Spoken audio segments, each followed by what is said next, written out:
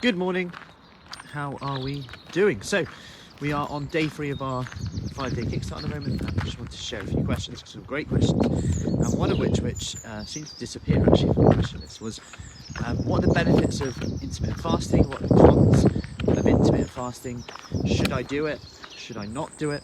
So I thought I'd jump on with this one and just go over this. So if anyone does intermittent fasting, comment below, let me know if you do it, and let me know your experiences. It's always good to share that. We found that in the 5-day kickstart and in our private group as well.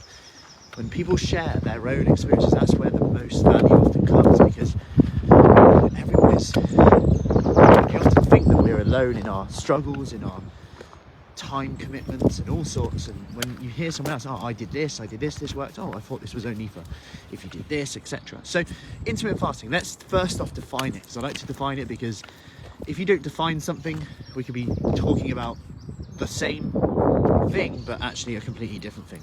So when it comes to intermittent fasting, this is essentially a period of eating when you're not eating and a period of eating. So it sounds really normal, but often the most common is 16-8. So 16 hours of fasting.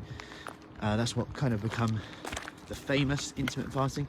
16 hours, hey Mary, of fasting, 8 hours eating window. So by default, the idea is that you don't eat, maybe you'd have water. Some people allow like hot drinks, coffee, black coffee for example. Some people allow just hot drinks in general, sugar-free drinks. It's kind of down to personal preference. For me, I would say whatever gets you through it. If it's low calorie or 0 calorie or a little bit of milk in your coffee, you're probably okay, but that's personal preference. So if we look at the benefits of this, the benefits of intermittent fasting, I'm getting walked by a dog here, by the way, not the other way around. If we look at out, then I'm back. So what are the benefits? So by shortening the eating window, you are essentially reducing your chances of overeating, right? In 8 hours, it's unlikely you'll eat as many meals or as many, therefore, calories than if you had the whole day. And it creates a bit of structure into someone's day. So they're like, I'm not even thinking about picking now. I'm not even thinking about food now for some people, because I'm fasting and I've committed not to eating right now. So that can actually make decisions a little bit easier, which is great, right? Like, if anything to make us have fewer decisions. Fewer decisions is a good thing for our willpower. So that's the first benefit to that. The second benefit to that, in terms of fewer decisions, is there may be some benefit in terms of health benefits of going through a period of time with not eating. That's been shown in kind of a cellular level, like not in humans. Kind of hints at it in an animal model, but never been shown in humans. So we can't really say that is a benefit, but cell health and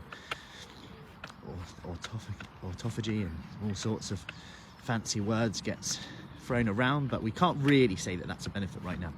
But one of the key benefits for me anyway, in terms of if you think about a lot of people's relationship with food, is that we go through periods of time without food and maybe we actually get hungry, like physiological hunger at times. And when you first start doing it, you might actually feel a bit more hungry than normal, especially because your hunger is actually quite habitual as well. Like if you ever go on a holiday, right? You go on holiday and in the morning you wake up, have this big breakfast, you're like, how am I going to fit all this in? You have it, and then you have your lunch, your dinner, and the next day you wake up starving. You're like, how am I starving? We had 3 meals yesterday. And your body just gets used to it again. So the initial fast might be quite hard. And I know a few clients who we work with who are going through Ramadan as well. And they often say, the first few days are really hard, and you get into it, and then it's like, oh, I'm all right now. And that's without water as well, because at the end of the day, all as they want at the end of the day when you're doing that is water, right? At the end of the day. So, but obviously with intermittent fasting, you can drink as much water as you like, which is key. But you start to get at one with your hunger, and then actually, hunger can actually be weirdly more in control. So it's quite a weird one, like how a lot of people would think that they're going to be hungrier, but then they actually become less hungry. And they find this sometimes with low calorie diets in general.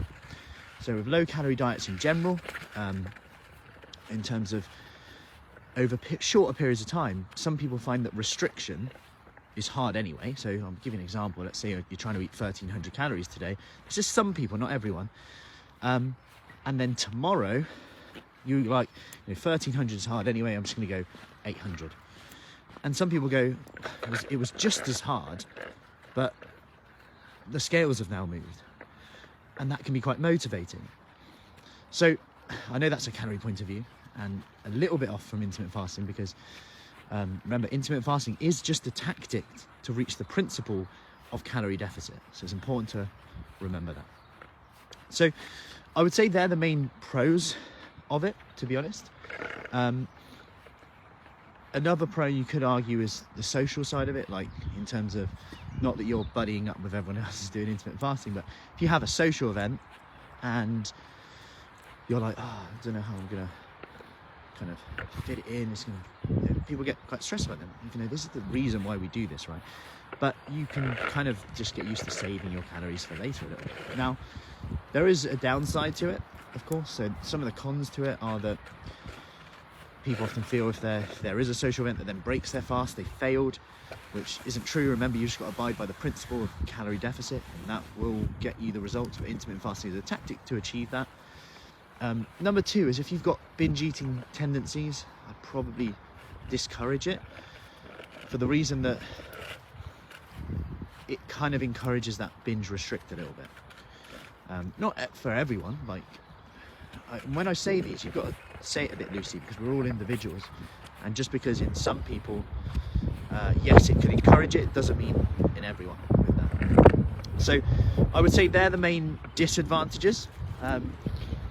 One of the other ones is more so thinking that intermittent fasting itself, this is less of a con of the thing, but more of a misunderstanding, is thinking that intermittent fasting in itself is going to help you lose weight, but actually it's the fact that it will help you get into a calorie deficit. So that can be one of the most frustrating misunderstandings I see. Hey Natalie, because people think that just because they're intermittent fasting they should lose weight. They're like, I've tried everything, but you've still got to be in a calorie deficit. You can't just fast for 16 hours and then overeat.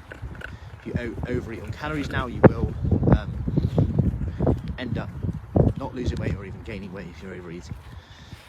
But the likelihood of overeating is hopefully less.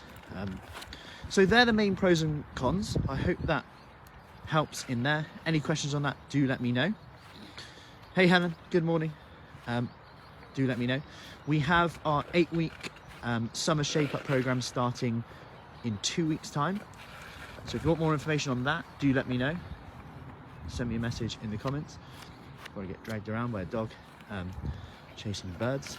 Right, and we are good to go. So any questions on that, let me know. Hope that helps with intermittent fasting. If you found it helpful or know somebody's doing it or thinking about doing it, feel free to share, send that to them, and I shall see you later. Take